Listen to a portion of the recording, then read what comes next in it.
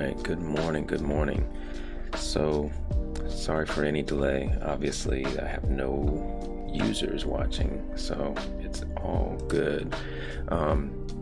So today we were going to talk about analyzing the need and reconnaissance.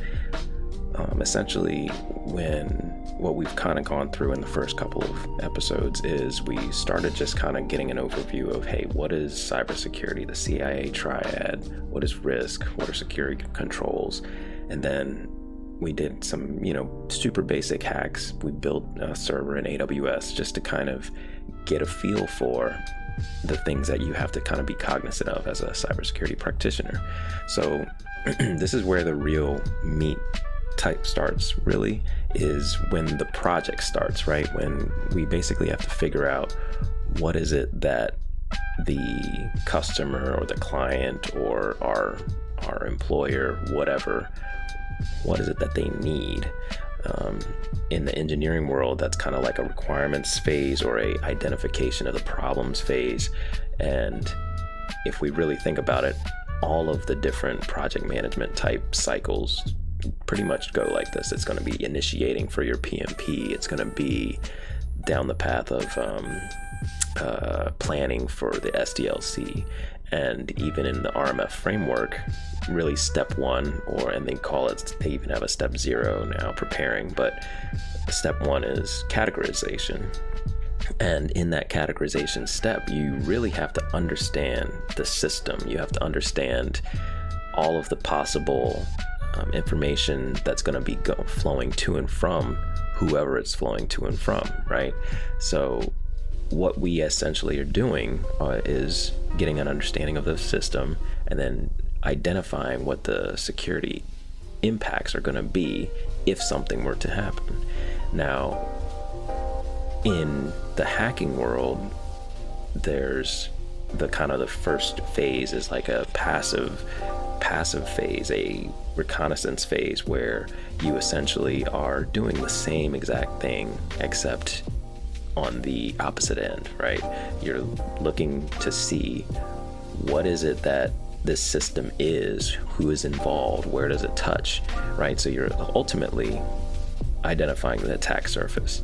And what we don't do, again, this is the whole why I think practicing is an important aspect, is general cybersecurity practitioners, when we go through the categorization phase, we assign an arbitrary impact value based on, quote, information types. But are we really assessing the attack surface when we're thinking about all of these things? Are we really going to that level? Probably not, because the forms and the things that we're asked to do don't require it. But anyway, so what we're going to do is start with a basic scenario, and this scenario is kind of going to follow us throughout the rest of our episodes on this whole RMF practitioner training, if you will. So what do I have here?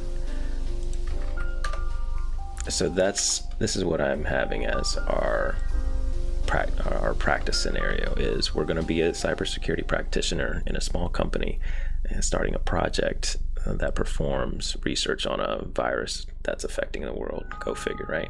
So in this company, we basically, when a project starts, often, especially in the project management community, you just assume that whatever they say are the requirements, or the need of the project is almost partially assumed, even though they do talk about cost, schedule, quality, and the little diamond and all that.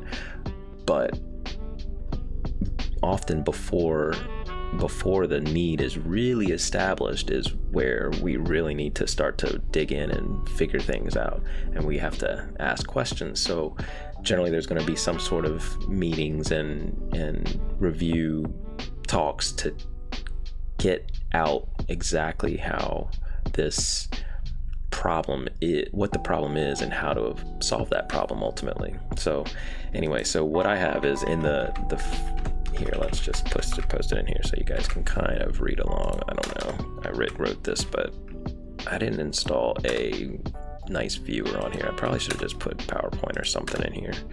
This is so tacky, but whatever.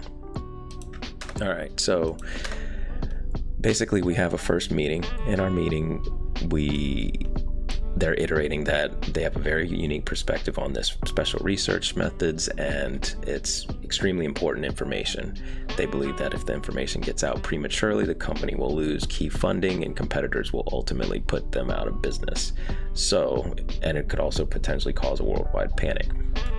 The release of the information has been filtered, or needs to be filtered. That's what it's supposed to be. It needs to be filtered to stakeholders on an ongoing basis, but can't compromise the overall release of information. So what we are talking, of course, is if we have a project, we have these people that are working on this project, the information that they're working on, the research that they're doing, that involves a lot of confidentiality, of course, right? And I'm assuming that this is how it goes in a lot of these meetings, and this is really just they're not normally thinking about security at all. They're just going to think about, hey, that's the bottom line, right? But it's up to the cybersecurity practitioner. The engineers are also going to be doing this, but normally they're going to be doing it from a perspective of how do we get their lab working? How do they make sure that the actual technical capabilities are performed? Whereas in the cyber side of things, it's how are those capabilities performed so that we can understand the attack surface. And so when you think about all of these things, they're not going to be asking the right questions all the time. So what we have to do at the start of these types of meetings is we really need to understand holistically what things are going to look like. And some of the best ways to, at least from my perspective, to kind of just start framing the questioning is to think of it in terms of, okay, let's first separate into physical things, because we talked about controls being separated into physical, administrative, and technical, right? Well, we can kind of think of when we asking questions in a similar stance, right? So what physically, from a physical perspective, what's involved? From a process and procedure perspective, what's involved? And so like when we say process and procedure, it's like, well, we have these people working on something. Well, how are they doing that? And then we get into what are the technical controls? What's the hardware and software involved in doing this thing? So when we think about those questions, what we really are going to start to get into is, okay, well, how big is the team? Is it 10 people? Is it 100 people? And we really want to, and then it's like, okay, well, where are they all working? Are they working from home? Are they all in a lab? Are some of them in a lab, some of them at home? Do we have a bunch of different sites? Is there international things to consider? Like, where are our stakeholders? Where are they going to be communicating to? How are they going to be communicating to them, right? Is it just emails? Is it going to be some sort of secure file servers? All of those things just from that one piece of information, where are they going to be working? And so that's kind of what we just have to do, is slowly break down those questions. So what this ultimately will result in is ideally a hardware list, a software list, a diagram that says, hey, this is how communication flows are going to be happening. There's going to be a categorization type of form in the RMF framework side of things that says, what information are we even dealing with? It says research information, right? So we're going to be dealing with some sort of proprietary research information. If there's other things that's going to be key for them, we would want to know what other information is really important. Is the finance information going to be really important, or maybe not, right? And so we get into that and then just keep digging until we get all of the answers. And so when we even talk about, the types of facilities, sometimes there's shared facilities, right? A lot of office spaces there have multiple different companies in the same building. Is that a concern? How critical is this? When we say that it could cause a worldwide panic, that sounds like it's pretty significant, but there's also a way that you're trying to get the data out or getting the information out to stakeholders. So we trust those stakeholders not to do this, right? And so we would need to document all of these different things. How much information are we storing? Is this a lot of information? Like, is the research going to produce gigabytes and gigabytes of data, or is it just a small amount and really it's just time for using some sort of lab equipment to do something? Are these pieces of lab equipment networked? Do they connect to the network, or are they standalone? And you just keep asking and keep digging, and you're going to document each aspect as you answer these questions. And so I wasn't planning on giving the exact answers for each one of these, but I think that just kind of going through those questioning process can help you, think about it. So I'm gonna just, I wasn't gonna go through and actually answer those questions. What I was gonna do is, after we talk about it, after we do a Recon example, I was gonna basically give the breakdown of exactly what these are, but maybe I feel like I had that somewhere. So yeah, let's just go ahead and start building this out now. Sorry, give me 1 second. Okay, so yeah, I feel like, where's my breakdown? 3, okay, here we go. Yeah, so the breakdown is we're gonna have 3 teams of 5 people here, let me just see if I can bring at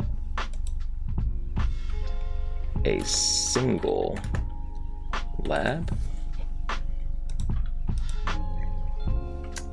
Okay, and let's see, the lab team, there's a lab team, a virtual team, an analyst team, and 1 manager per team, or team lead. And 1 team of 5 people can work from any location. So the collections team can work from any location. Let's see. Okay, so that's 4 different teams. And then we have an admin team at a headquarters location.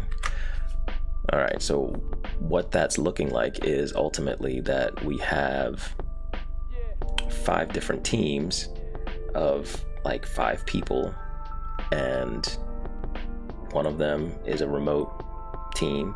So it sounds like they're going to go out and go to different places and collect information maybe and send it back to the lab.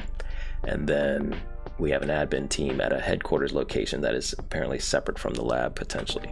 So we would basically continue to ask questions until we get more understanding of, okay, well, what is the lab team using? What type of equipment are they using? Do we need to worry about that equipment, SCADA requirements, and all this other stuff, or is it just standalone stuff, right? So as we peer through, what we want to do is, like I said, build a interim hardware list, an interim software list, an interim diagram that points to where each of these people are.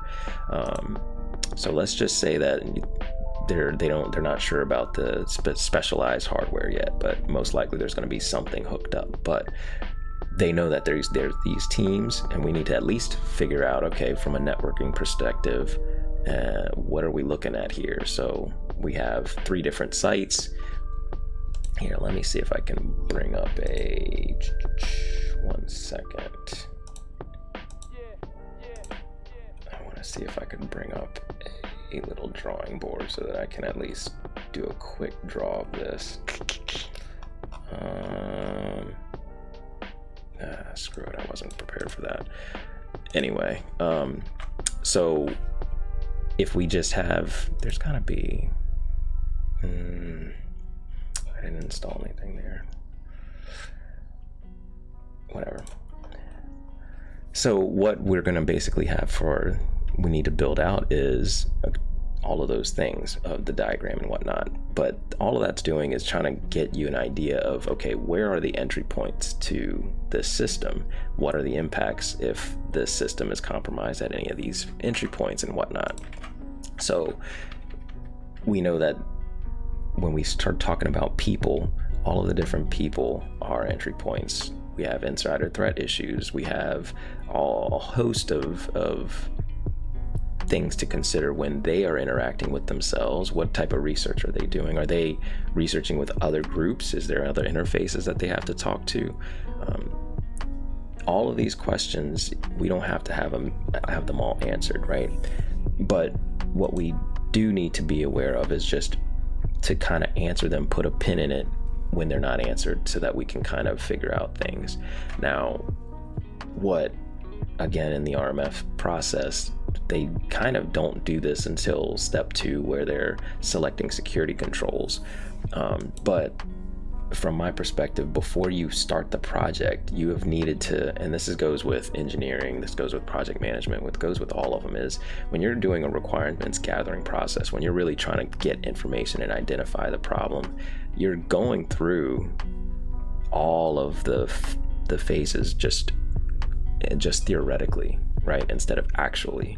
And so when you're developing an implementation plan and you're trying to figure out, okay, hey, here's all the different security controls that we have to keep in consideration, we wouldn't wait to kind of brush through those before we've analyzed the need. We want to do that, after we've analyzed the need. We want to do that while we're analyzing the need, because there's going to be controls in there that are saying, oh, well, we need to, so for example, if we have these a remote team who we want to be able to access data remotely, well, how critical is this information, right? Like, that's a major issue. So right from the get-go, someone would need to know, hey, that has to be a very specific VPN. We're probably going to need to have MDM or something on the devices that are talking back to it.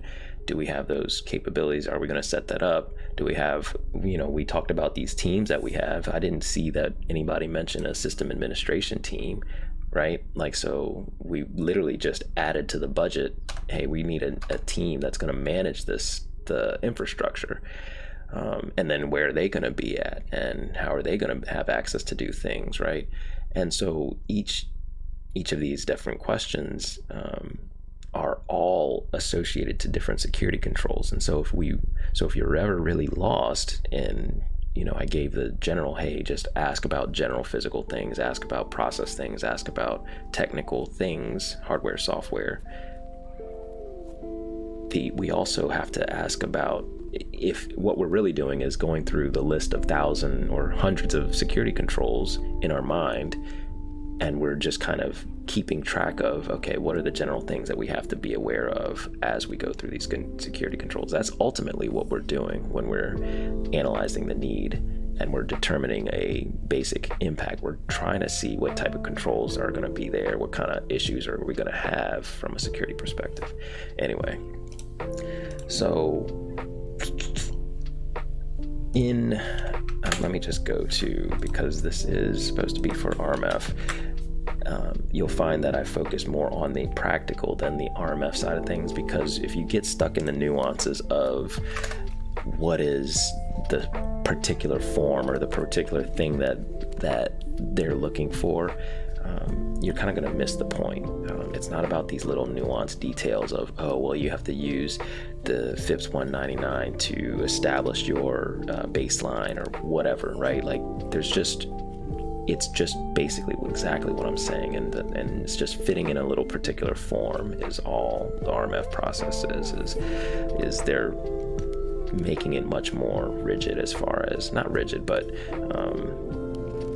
proceduralized, so that you can follow it from beginning to end. So anyway, this is the RMF process: categorize, select controls, implement controls, assess controls, authorize, and monitor. And so what we just kind of talked about is categorize. We talked a little bit about selecting controls just because we have to be aware of security controls, but we didn't go into all of the different attachments, and I wasn't planning on ever doing that, because you can look it up. But ultimately, when I talked about the information types briefly, for example, I said, hey, we're probably going to need to be some sort of proprietary scientific information type. There are information type, this 800.-60 gives information type examples. It's not an end-all be-all. People get stuck on that for some reason, as far as, oh, well, our information type isn't in there. It's like, well, that's just a baseline. It's just to try and get everyone an idea of, hey, if you have financial information that you're saying is proprietary, well, you probably want to, the integrity of it is probably a little more important than the availability. So moderate integrity, low availability, stuff like that. It's just a guideline. It's not a strict thing. So if you have data or stuff that falls outside of that guideline, well, you establish what it is. So for example, if we have information that could cause a worldwide panic, well, to me, that's a pretty damn high on the confidentiality level there, because that would be really bad if anybody got wind of it. So if we really treat it as super high, well, then that means all the controls that follow, we need to be super high. We wouldn't let somebody just bring your own device and connect to something that we're saying is super critical, right? It just wouldn't make sense. And so that's kind of where the general baselines come into play. It's just supposed to give you an idea of where is your importance, how significant is that importance, and if something were to happen, how bad would that impact be?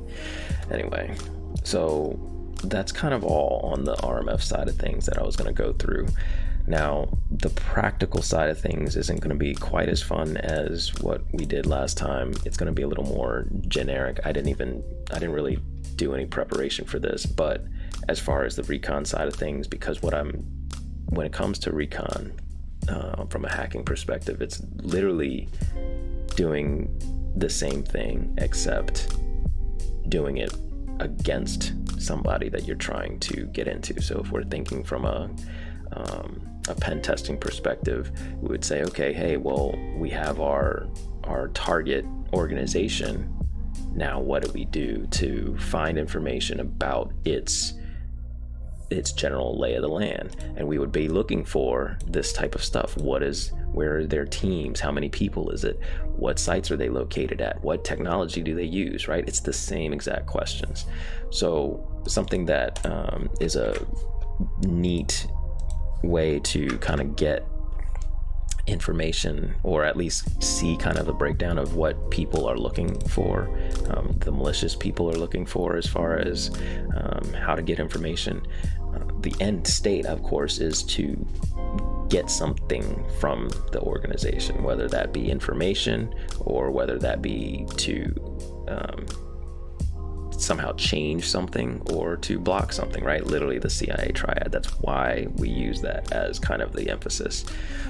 So a lot of times it's all about, okay, well, let's get system information. Let's see where that information is housed. Let's see the people who house it, who manage it. And as you can see, there's 1,000,001 things to think of in terms of what you can look for. And so just having an email address, for example, well, now we can start to do phishing campaigns. We can start to plug that into account databases to figure out if there's different accounts out there associated to that email address, right? We can use that name to harvest for username purposes for other local system accounts. And there's just a whole bunch of different ways. Now, telephone numbers is, as much as you would think that doesn't matter, telephone numbers can lead to locations. It can lead to more phishing attempts, right? You can sell that data. So all of these different things are out there. And from what they're calling open source information perspective, it's all legal to get all of this information, as long as you're not actually hacking anything. And so what I was going to do is let's just do I'm going to do a hot far let's see, new penny stocks, new hot penny stocks. Let's just I just wanted to do a quick, let's just choose one of these random companies. First Majestic Silver Corp. So literally this is kind of how you would start a open source information gathering session. You would just start Googling them. Now, obviously, the bigger the company, if it's on the stock exchange and stuff like that, it's obviously going to have information out there. And that information is going to be probably pretty significant, and you can already get a whole bunch of stuff, right? You can figure out where they're operating. Vancouver, Canada is where this one's at. It's a mining corporation. There's a whole bunch of different projects that they have. Now, again, this is a big company, so it's a lot easier. But the point is, a smaller company, if we put our information out there, well, they're gonna know where we at least have one facility, right? We don't have to publicize, like, say, the lab, but we would end up publicizing our headquarters. If we publish the headquarters, then that means people can come to the location, they can case it, they can see who works there, they can see if we have wireless access, they can, do drive-bys and see, war driving or whatever you want to call it, to see who's connecting.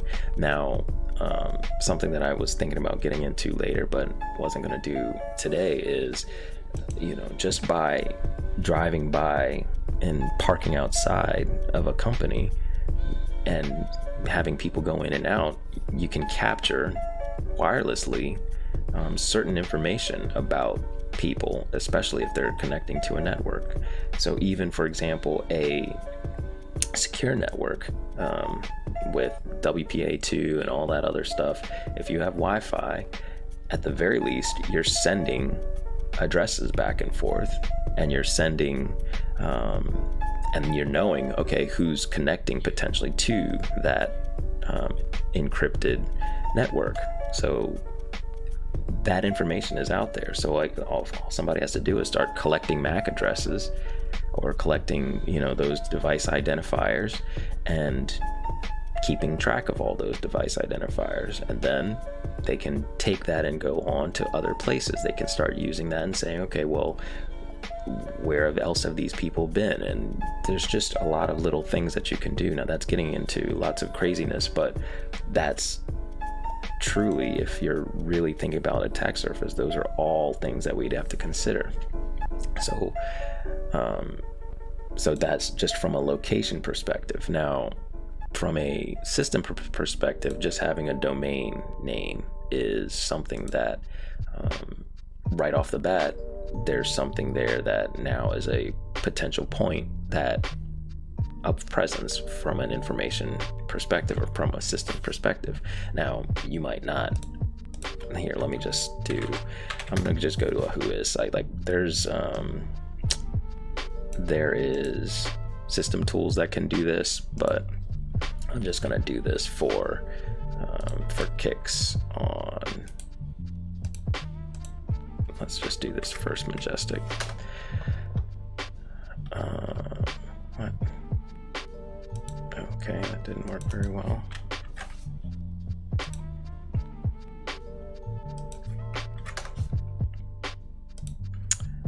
Oh God, I hate these. Anybody get those like 1,000,001 times? And all right, so WhoIs in the DNS world, and this gets into learning about IT in general, right? As a cybersecurity practitioner, you're going to need to know a whole bunch of different little nuances, and that's kind of why, like in the CISSP and all these different certifications, they just shove all this information at you. But going through and doing something with it is where, to me, it starts to click and starts to understand what it is. So the DNS is the domain name service, right? And that's what gets you your blah blah blah.com, right? I think most people know that at this point, as far as who are in IT at all, of course, but you can look these up and it's all public information, and it gives you details about who the registrar is and potentially who the points of contacts are for this particular domain. Now, the good information about this is, at the end of the day, we can get all of the IP addresses that are linked in this domain. So when we have, like, here, let me just see, this isn't a good, can I go to this? I want, let's see, get domain records. Let's use this one instead. So what I was hoping for a slightly different breakdown that gives you all the text and A records. Okay, yeah, there we go. Let's see. Did it give me? No. DNS lookup. Oh, come on.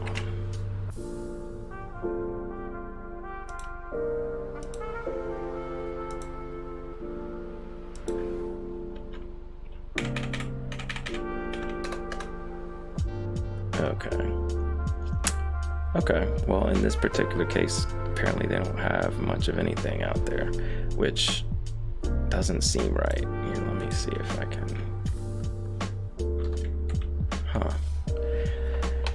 maybe, here, let me see if I can use my own for kicks.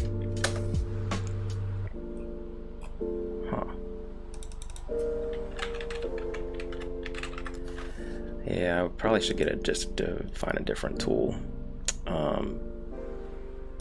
Could be the site, but ultimately what I was trying to show is there's not just A records, there's text records, there's all the C names, there's a whole bunch of different things that are in a domain, and for whatever reason these tools probably have to be paid for or something, and I know that there's one that I can use on Linux to give me all the details, but I wasn't going to spend time looking for all that. I just wanted to show that it's basically giving us IP addresses. So for example, here, let me, you know what, let me do another one. All records. All records. Let's see if this one is a little bit better. Any, yeah, there we go.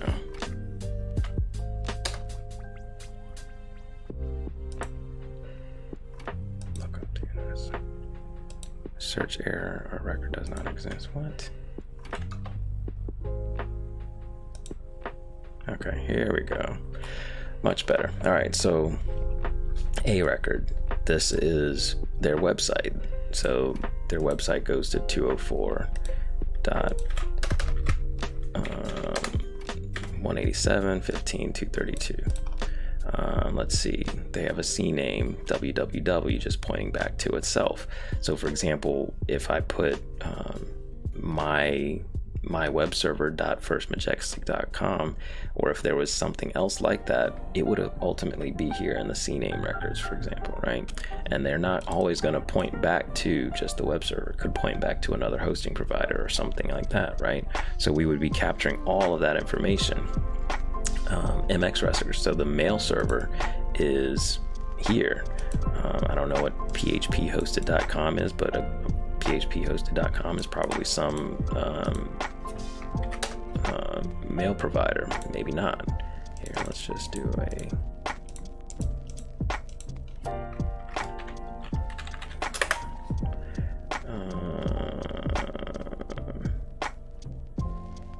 let's just do that. So like, if it's not self-hosted, well, we could see, who is phphosted.com? Yeah, so this is probably like some service with Gandhi or something, who knows. But we would go into figuring that out, because that's just another possible entry point. Maybe it's a crappy hosting provider, or maybe it's a well-known one that just has a lot of potential holes, or it's a self-hosted one, which would be, of course, more juicy. We would think, okay, let's see how we can potentially get into that, depending on what the lay of the land is. Name server records, so they don't have much of anything else. Okay, here we have some text records. So this SPF is for the mail server. So it's a record saying, hey, we want to have these particular rules when it comes to spam and whatnot, right? So we have, this gives away a little bit of information, right? So all of this is things that we would use just to kind of get a lay of the land from a system perspective. If we take that IP address, for example, we had 2 different IP addresses in there. Not that one. What's that other one? We can see, all right, let's see where IP lookup, and we can kind of see where this IP address is located, or who it's actually associated with. When we do that, because everybody, all these big companies own ranges of IP addresses, right? Now, what is that giving us? It's not giving us necessarily a whole lot, but it depends, right? Like, we know that, okay, this is some company that is out of Mexico that this is going to. I'm assuming that this, like, what does that have to do with anything? I guess it's the hosting provider for their mail server, right? Is some sort of Mexican company, or some sort of company that uses servers out of Mexico. That may or may not be useful, but it's something to be aware of, because if this IP range was owned by the actual company that is, like, if it was owned by First Majestic, well, we probably would be able to kind of figure that out. And then that would mean that maybe they would have other ranges that they also own, right? So it's just, again, getting as much information out there as possible. And it's because, if this happened to be a company that we were looking at, okay, well, we know a range that they own, well, then we could put those in a more of an active scanning thing later down the road, depending on what we wanted to do. Let's see what this other IP address was. IP address, Gossamer Threads Incorporated. I don't know what that is. I guess that's the... What is Gossamer Threads?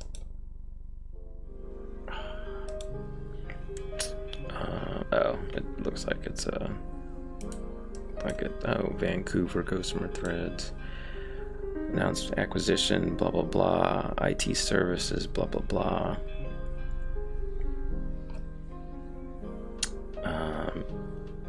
Yeah, I don't know what this thing is.